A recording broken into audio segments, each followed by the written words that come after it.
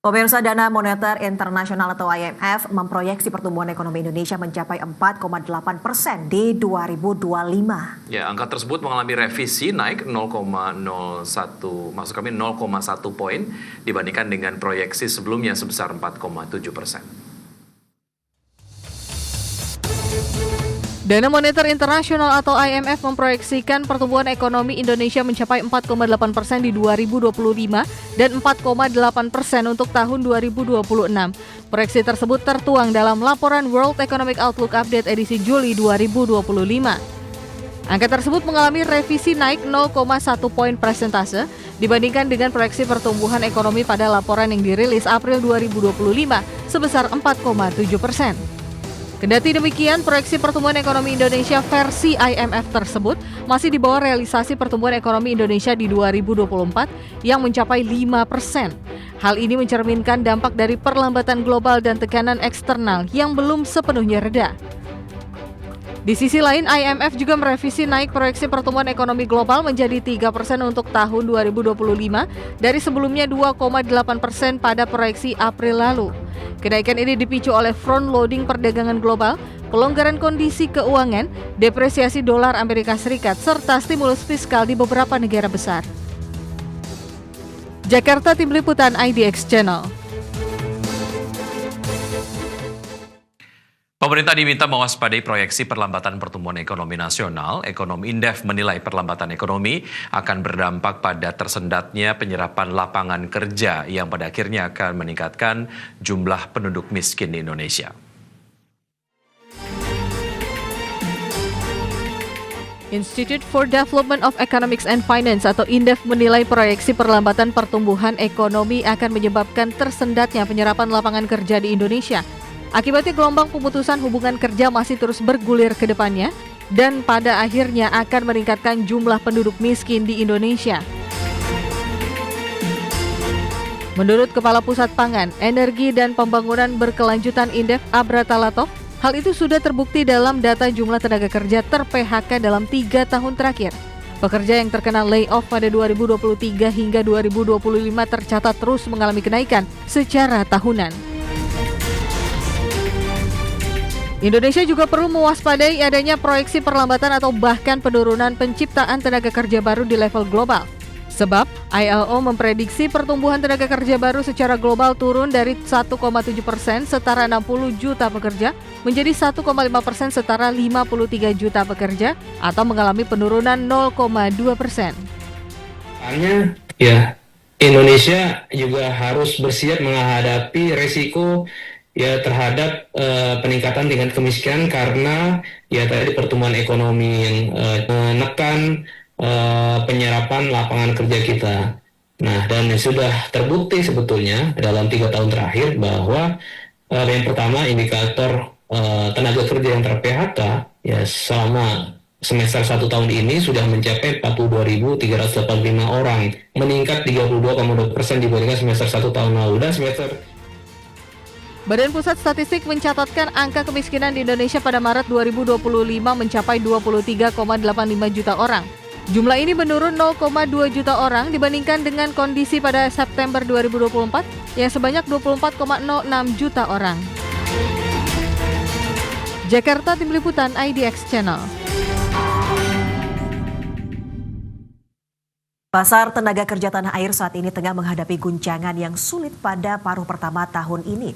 Kementerian Ketenagakerjaan sepanjang Januari hingga Juni 2025 tercatat ada 42.385 pekerja yang mengalami PHK.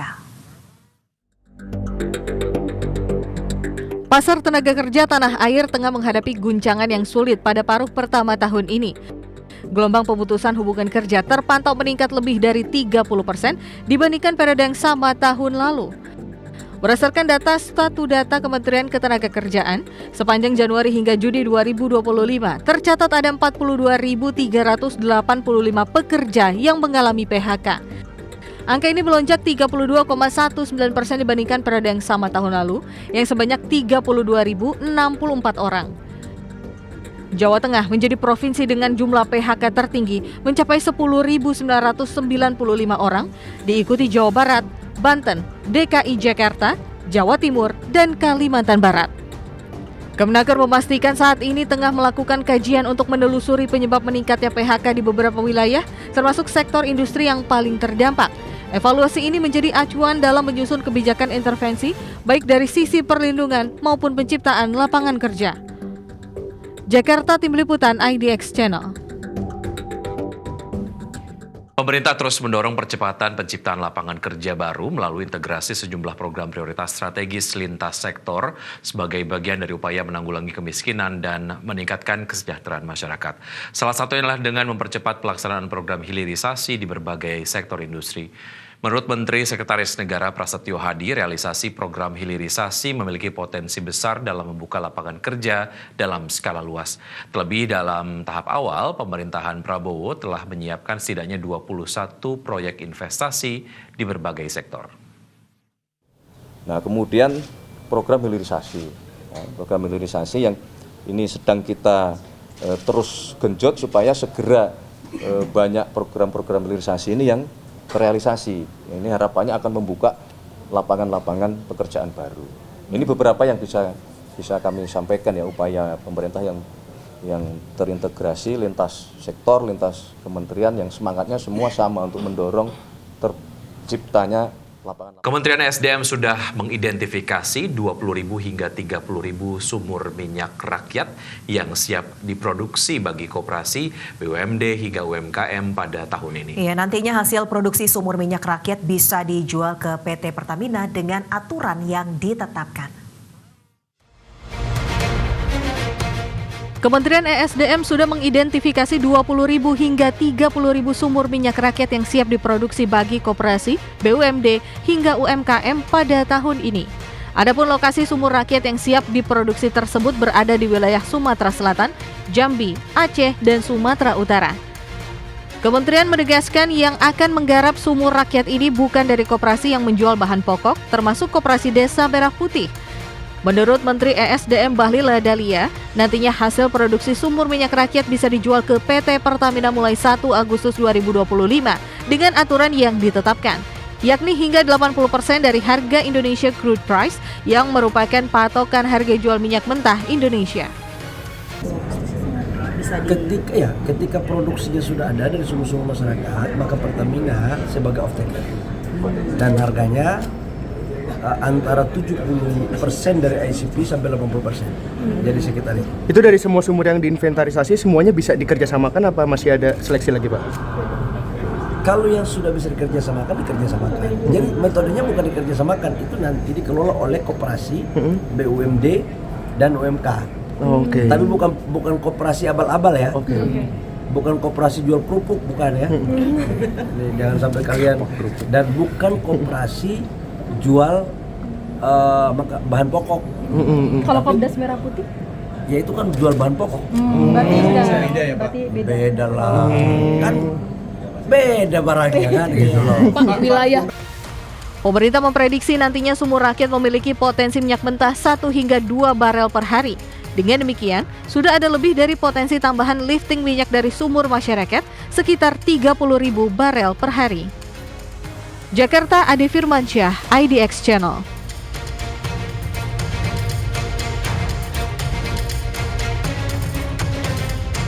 Ya, sudah selayaknya proyek strategis nasional ini memberikan dampak yang signifikan terhadap masyarakat, kesejahteraannya meningkat begitu. Salah satunya adalah karena memang serapan tenaga kerja di sektor-sektor tersebut meningkat. Karena kalau bicara mengenai data terkait dengan PHK beberapa waktu belakangan ini kemudian menjadi concern tersendiri di masyarakat begitu ya. Bahkan beberapa waktu yang lalu Menteri BKKBN menyampaikan masyarakat Indonesia wajahnya kurang glowing karena terlalu stres katanya.